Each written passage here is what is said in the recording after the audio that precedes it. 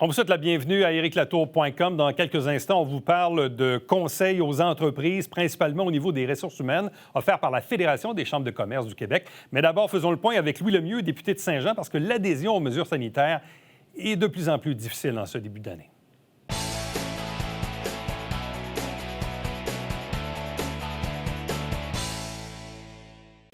Évidemment, le variant Omicron de cette COVID-19 nous a amené beaucoup d'embûches dans les dernières semaines. Tout ça s'est précipité très rapidement, en plus de ça, dans le temps des fêtes. Là, on commence peut-être à voir la lumière au bout du tunnel. Il n'en reste pas moins qu'il y a beaucoup de mises à jour à l'égard des mesures sanitaires. Et moi, de ce que je sens ou de ce que j'entends, l'adhésion est plus difficile. Les gens sont extrêmement un peu exaspérés des mesures et de la COVID et de tout ce qui vient avec cette pandémie. Bref, je dois faire le tour de la question avec le député de Saint-Jean à l'Assemblée nationale, Louis Lemieux. Bonjour, bienvenue, bonne année. Ben oui, bonne année. Puis moi aussi, je suis exaspéré. Je pense qu'il n'y a pas personne qui ne l'est pas, là. Je sens de l'essoufflement. Puis même, tu sais, j'ai regardé la majorité des points de presse du premier ministre, puis même je le regardais à Tout le monde en parle dimanche soir. Je sens que lui-même, on sent qu'il est tanné, on sent qu'on est tanné. Puis je trouve ça difficile de garder l'adhésion à ces fameuses mesures. Bref, c'est quoi le mot-clé ou les mots-clés qu'on peut servir à la population en date d'aujourd'hui? Au jour le jour. C'est aussi simple que ça depuis 22 mois. C'est juste qu'on a eu tendance à normaliser la normale. T'sais? On a eu tendance à s'habituer que ça aille mieux et puis à réagir quand ça allait moins bien. Et dans ce cas-ci, c'était, je ne veux pas dire la tempête parfaite parce qu'à ce moment-là, tu as l'air de juste subir. Mais effectivement, Omicron a changé la donne. Pas juste pour nous autres. Là. Tout le monde s'est retrouvé. Mais voyons donc, ça n'a pas d'allure. Ce qui a fait le plus mal, je pense, pour la moyenne des ours, là, c'est quand on n'a plus été capable d'avoir assez de capacité de tests, de dépistage, puis qu'il a fallu faire une transition vers des tests rapides qui n'étaient pas assez disponibles. Donc là, il y a eu comme une espèce de vide parce qu'il y avait trop de monde au dépistage, ils n'étaient plus capables de prendre les gens, et pourtant, on avait été conditionnés. Ça fait 21 mois qu'on dit aller vous faire dépister, puis là, d'un coup, il n'y a plus de place. On est obligé de réorganiser le dépistage pour le réserver, le PCR, s'entend, pour le réserver pour les services essentiels pour être capable de suffire à la demande. Puis, on est obligé de basculer vers... Et ça, c'est intéressant. Ça devrait être des bonnes nouvelles, mais en même temps, on est pris un petit peu au dépourvu, pas juste le gouvernement, mais tout le monde, vers un dépistage de tests rapides, d'autotests, d'autogestion à quelque part. Le docteur Arruda avait dit ça là, dans ses derniers points de presse. Il y a une autogestion qui s'en vient. Là. On va se responsabiliser. Mais on n'a pas les outils. Les fameux tests rapides, là, ils arrivent, mais ils ne sont pas là. Moi, ce que j'ai beaucoup entendu dans les 2-3 dernières semaines, je résume. Bon, premièrement, les gens ont compris qu'Omicron est arrivé. Ont compris que le gouvernement devait faire quelque chose. C'est sûr que la fermeture des restaurants, le 31 au soir, j'ai toujours un peu de peine pour des restaurateurs qui ont les frigos pleins et qui, là, n'ont même pas 2-3 jours pour se revirer de bord. En même temps, on comprend, il y avait urgence d'agir. Les tests rapides, tout le monde en voulait, il n'y en avait pas tant que ça. Là, les gens se disent, finalement, le couvre-feu, il l'enlève-tu parce que finalement, ça n'a pas donné grand-chose ou ça n'a pas donné l'effet qu'on avait eu du couvre-feu de l'année passée. Bref, je sens un peu une perte d'adhésion de la communauté, là. Bon, d'abord, le cœur de tout le monde saigne pour les restaurateurs, y compris celui du ministre responsable de l'économie qui a tout de suite débloqué des rallonges aux programmes spéciaux, pas juste pour compenser pour leurs frais fixes, mais compenser pour les pertes de ce soir-là. En tout cas, c'est jamais assez, puis ça en prendrait toujours plus, mais à quelque part, il a fait sa part. Bon, une fois que tu mets ça de côté, tout ce dont tu viens de parler, couvre-feu, fermeture, bon, regarde les chiffres. Puis aujourd'hui, je ne les ai pas, là, mais on était à plus de 3000 hospitalisations. As-tu une idée d'où on serait au moment où on se parle dans les hospitalisations s'il n'y avait pas eu tout ça, qui est une espèce de bouquet de mesures?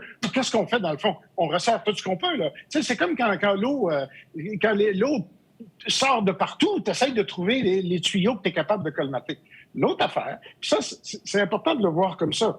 À partir du moment où tu reprends un certain contrôle de la situation, puis que tu te dis, OK, là, on était où, puis on s'en va où? Parce qu'il ne faut pas perdre de vue où on s'en va. On était en train d'élargir le passeport vaccinal et on va y revenir très vite. D'ailleurs, à partir d'aujourd'hui, c'est ça qui se passe dans les SQDC, les SAQ. Ce n'est qu'un début. Mais oui, il fallait couper au plus pressé, et puis ça a été fait. À partir de là, la situation aujourd'hui Et ça, c'est même pas de l'information privilégiée, là. C'est ce qu'on comprend tout le monde. Les cas sont sûrement en train de baisser. Les hospitalisations vont finir par baisser, Éric. Quand, on ne le sait pas. Mais dis-toi bien une chose, là. Il y a 500 millions de dollars. C'est ça que le premier ministre et le ministre de la Santé ont annoncé la semaine passée. Ça a pris des ententes spéciales avec les 5 syndicats en santé pour rentrer, injecter un demi-milliard juste pour passer au travers ce petit bout-là, là. Donc, tu sais...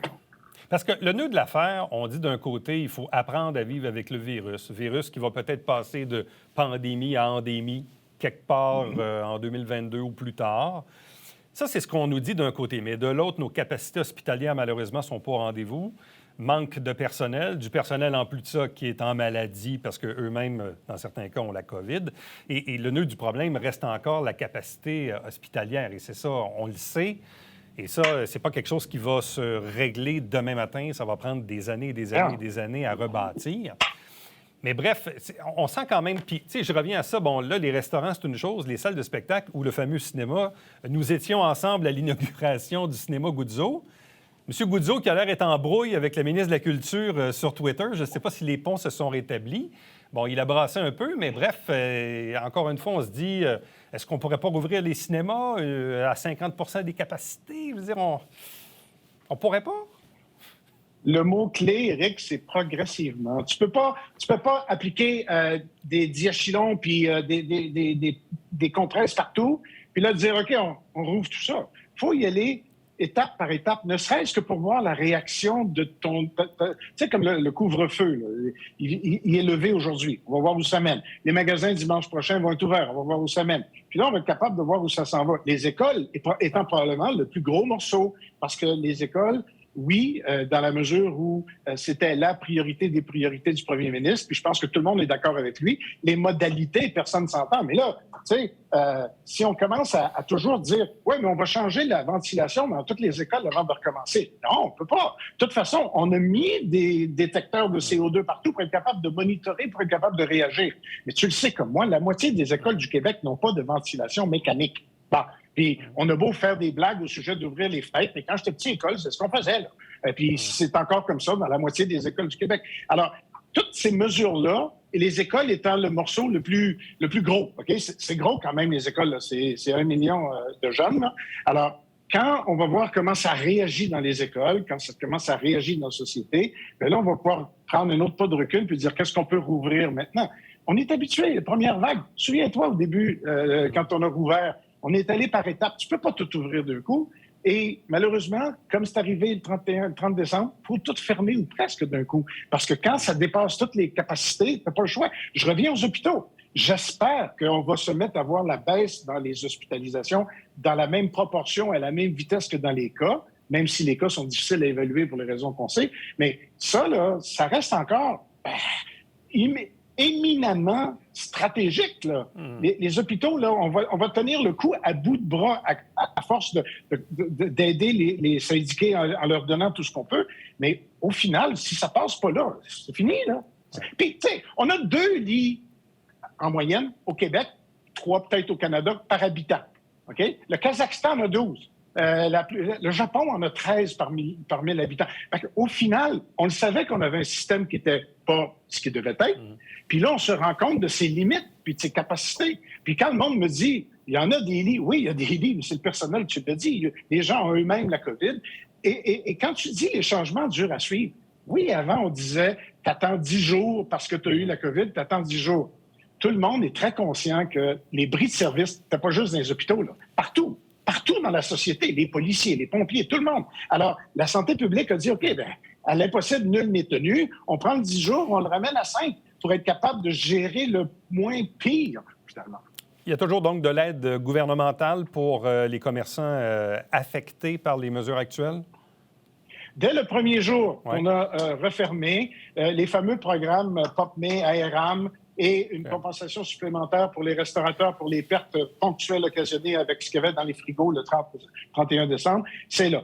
C'est pas idéal, ça, mais écoute, quand on se compare, on se console. Là, on est encore la province qui a les programmes les plus généreux au Canada pour les entreprises. C'est pas assez, je suis d'accord. Bon. Et il y a toujours de l'aide psychologique également via la Chambre de commerce pour aider les entrepreneurs? Ça, chez nous, c'est encore ce qui, à mon sens, est pas un secret, là, mais c'est pas assez connu encore. Et puis, j'étais content de voir dans le Canada français, il y a une semaine, que les gens de la Chambre de commerce ont continué de lancer le message. Effectivement, c'est de l'aide, cela. Là. Tu sais, on parle en santé mentale, Éric, puis on dit demander de l'aide, puis tout ça. Mais là, on en a organisé avec des travailleurs sociaux spécifiquement pour les gens d'affaires, qui ont pas juste les membres de la Chambre de commerce, n'importe qui dans le monde de l'entreprise puis de l'entrepreneuriat qui a besoin d'aide.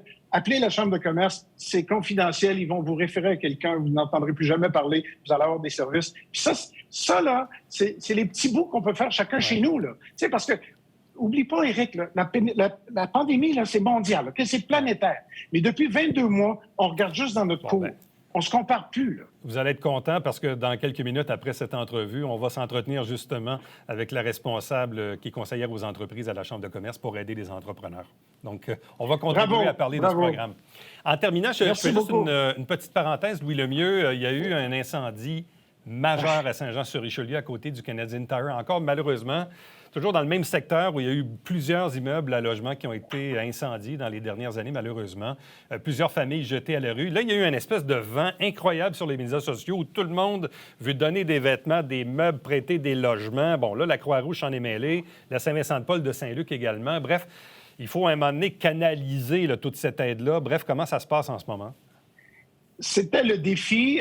Encore aujourd'hui, la Ville et la Société Saint-Vincent-de-Paul sont en train d'essayer de rationaliser le message de l'aide. On n'a pas besoin d'électroménagers. Ils n'ont même pas de logement encore. T'sais. Alors, il y a un ordre. Alors oui, on veut être généreux. On l'a déjà été beaucoup, mais on doit l'être plus et c'est parfait. Il faut que tu saches que moi, je suis en communication directe et presque constante avec la ministre de la Forêt du Mamache, donc l'habitation, avec qui on a parlé tous les deux avec la mairesse Bouchard. Il y a un ordre pour faire les choses. Là, la Ville est en train de regarder qui sont les 24 les gens qui occupaient ces 24 logements-là, est en train de faire l'inventaire. On travaille sur de l'aide directe. On travaille aussi sur des plans de relocalisation. Il y a de l'aide d'urgence pour les loyers qui est en train d'arriver. La SHQ est déjà là-dedans avec l'OMH. On travaille très, très bien. Et pour l'aide, c'est l'initiative de la municipalité de l'organiser, mais on est derrière. Moi, j'ai déjà envoyé mon chèque. Je suis en train de voir comment je vais aller chercher de l'argent de mes collègues. Et puis, on va participer. Ce que je dirais, moi, c'est attendez qu'on vous sollicite de façon très précise et très directe au lieu de donner à gauche et à droite. Louis Lemieux, merci beaucoup et bonne rentrée parlementaire dans pas long à Québec. Oui, bien, c'est retardé de quelques jours à cause de ce que tout le monde sait, y compris la tempête, mais on s'en va à Québec. Bonne année, tout le monde, et puis merci beaucoup, M. Latour. Ciao. Merci, fait plaisir. Restez avec nous, on va revenir après ceci.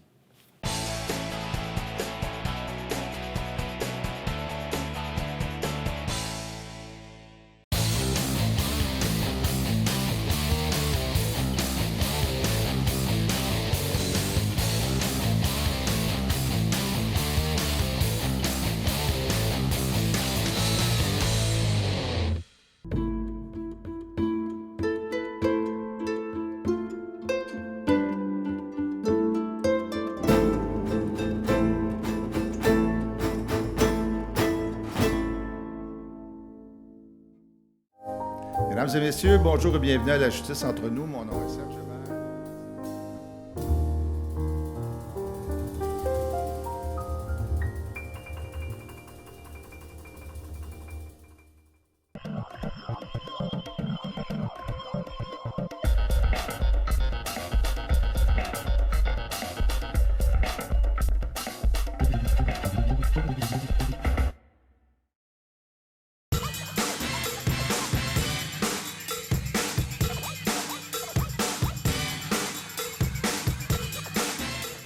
Dimanche, 9h30, Télé Bingo, on vous attend.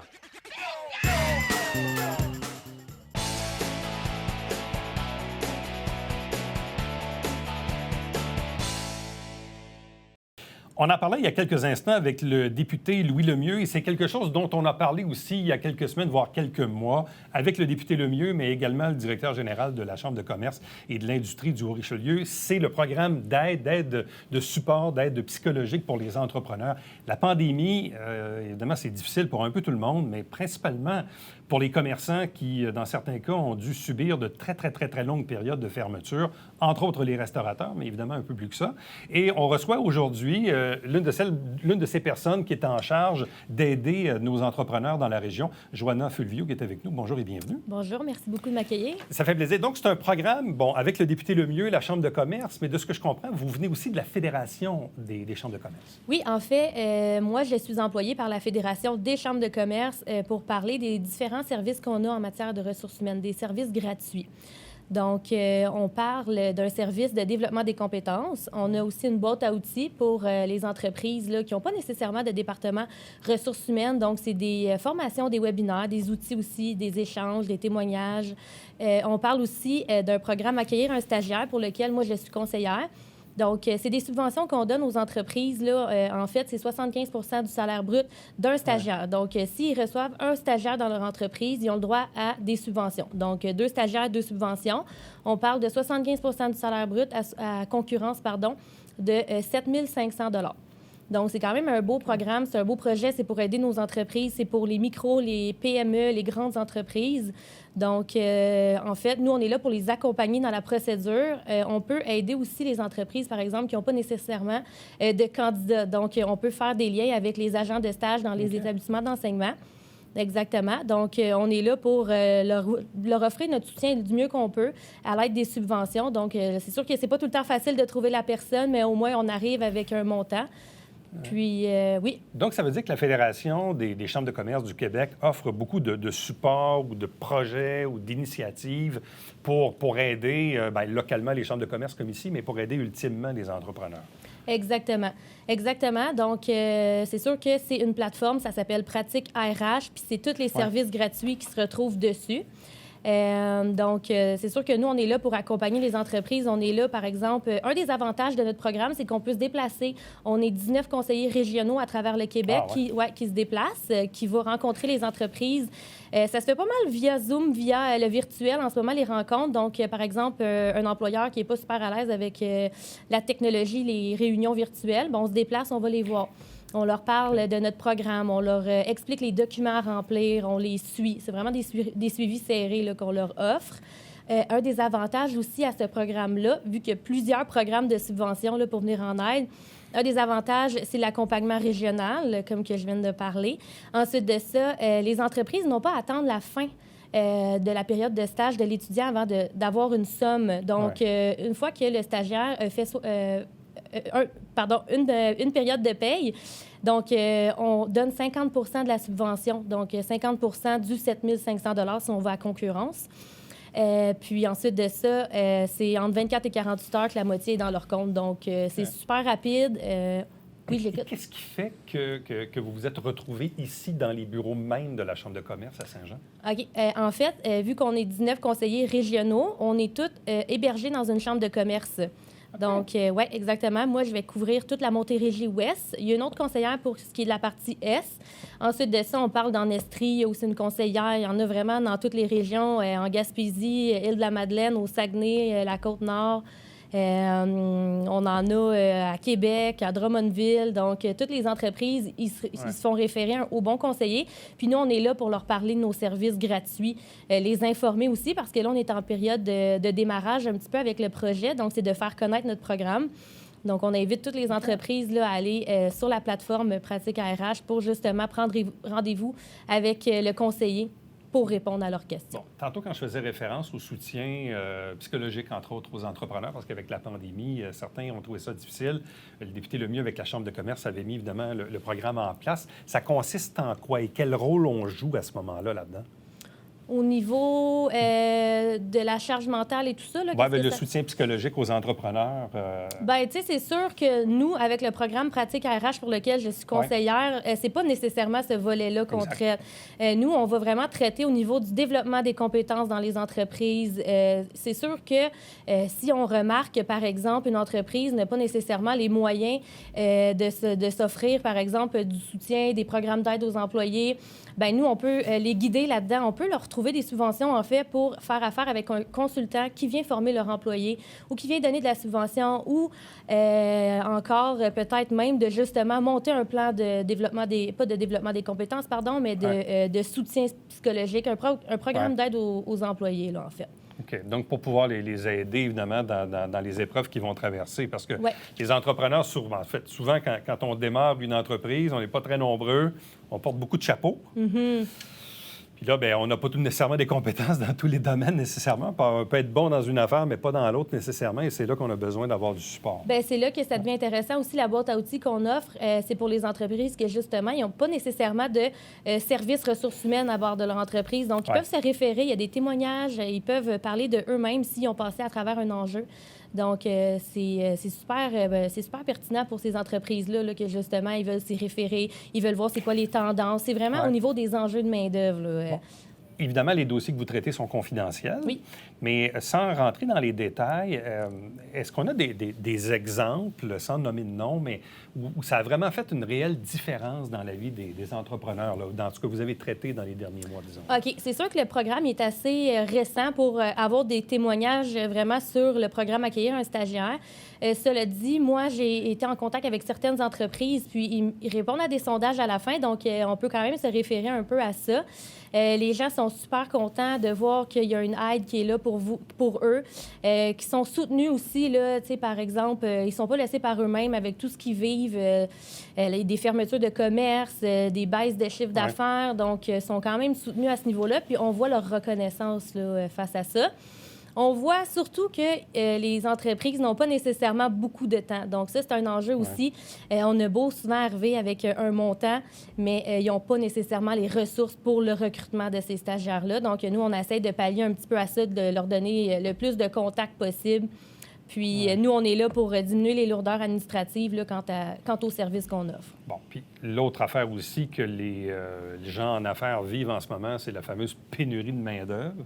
Bon, il y a une pénurie de toutes sortes d'affaires. Là. Il y a des pénuries de stock, mais il y a des pénuries de main-d'œuvre principalement dans beaucoup de domaines, dans beaucoup d'industries. Est-ce que là aussi, on peut aider via, entre autres, les stagiaires qui peuvent ultimement devenir des employés un jour? Est-ce que ça, c'est une voie qui est à suivre? Oui, c'est exactement un peu le but, dans un certain sens. Par exemple, l'entreprise fait affaire avec un stagiaire qui est à la fin de son programme. Donc, il y a la possibilité de pouvoir rester. Puis la plupart des entreprises, c'est ce qu'ils veulent, justement. C'est ce qu'on a remarqué. Les entreprises veulent investir dans le stagiaire, mais aimeraient aussi qu'ils puissent débuter leur carrière ensuite de ça là, avec eux. OK. Donc, le service aux entreprises, donc via toujours la Fédération des chambres de commerce du Québec, mais est-ce que c'est quelque chose qui est nouveau ou qui a été développé, disons... Qui a été développé, oui. En fait, avant, il y avait le programme d'accueillir un stagiaire, mais ce n'était pas accompagné par région. Par exemple, une entreprise qui déposait une demande devait avoir affaire avec tout, par exemple, le derrière là, de cette procédure-là. Donc, parler aux analystes, parler à une autre personne. Tandis que nous, on est vraiment entre les deux, entre l'entreprise puis entre le programme en soi, là, les analystes et tout ça. Donc, ils nous font des comptes rendus. Nous, on contacte ensuite l'entreprise. On facilite vraiment là, le tout. C'est une procédure qui est super courte aussi. Donc, ça enlève un certain stress là, pour les entreprises qui veulent bénéficier des services. Quelqu'un qui veut, disons, voir un portrait global de tout ce qui est offert, est-ce qu'on trouve l'info via les sites web des chambres de commerce ou de la Fédération des chambres de commerce? C'est via la Fédération des chambres de commerce. OK. Et là, à ce moment-là, on va dans quoi? Pratique RH? Oui. Exactement. Donc, c'est la plateforme propulsée par la Fédération des chambres de commerce. Sur celle-ci, les entreprises vont pouvoir retrouver tous les services qu'on offre, nous contacter. Toutes nos coordonnées sont toutes inscrites. Il y a des liens booking pour prendre directement rendez-vous avec nous. Nous, on fonctionne avec la plateforme Teams. Donc, les entreprises prennent rendez-vous, ils bookent dans notre agenda, ils voient s'il y a de la place, ils bookent. On fait des rencontres d'information ou des rencontres de suivi, advenant le cas que les documents ils ont été remplis, analysés, puis que finalement, il y a une petite correction corrections à amener, nous, on est là pour justement leur montrer, tu sais, par exemple, vous devez signer à tel endroit. Ils n'ont pas besoin de revoir tous les documents, de se demander, de se questionner par rapport aux erreurs peut-être qu'ils ont faites. Puis, au niveau de l'admissibilité, c'est des stagiaires de niveau postsecondaire. Donc, il ne faut pas oublier que ce n'est pas tous les étudiants qui sont admis. Les DEP sont exclus, en fait. Donc, tout ce qui est AEC, tout ce qui est technique, tout ce qui est baccalauréat, maîtrise, donc, sont admissibles. Le stage doit être obligatoire au programme. Donc, ça ne peut pas être n'importe qui là, qui décide « Ah, j'aimerais essayer peut-être en informatique, je vais aller faire un stage dans une entreprise. » Il doit être inscrit dans un programme. Le stage doit être obligatoire et crédité. Puis, au niveau de l'admissibilité, les entreprises canadiennes enregistrées sont tous admissibles. Les OBNL aussi. Donc, ce qui est non admissible, c'est vraiment tout ce qui relève du fédéral, provincial, municipal, territorial. Aussi, on parle des caisses, des banques et tout ça, les compagnies d'assurance. Pour ce qui est du reste, on est là, on peut les servir, il n'y a aucun problème, on les guide à travers tout ça. Est-ce qu'on sait si ces programmes-là vont rester, disons, d'actualité encore plusieurs semaines, plusieurs mois? Est-ce que c'est temporaire ou... En fait, c'est pas temporaire, mais d'ici mars 2022, le 31 mars, à partir de là, on ne sait pas si la subvention va passer de 75 à 50 Donc, le taux de 50 il est vu le contexte pandémique qu'on a vécu ultérieurement. On s'entend qu'on est revenu un petit peu dans tout ça. Donc, on va savoir, là, rendu au 31 mars. Mais il faut savoir que la subvention va quand même rester là, peut-être à 50 puis ça va être jusqu'en 2024. Donc, on est là pour un certain bout. Puis, sans vouloir m'avancer sur autre chose par rapport à après 2024, on a su qu'il allait y avoir d'autres programmes qui allaient être là pour soutenir nos entreprises ici au Québec. Joanna Fulvio, merci beaucoup. Merci à vous. Reste avec nous, on vous revient après ceci.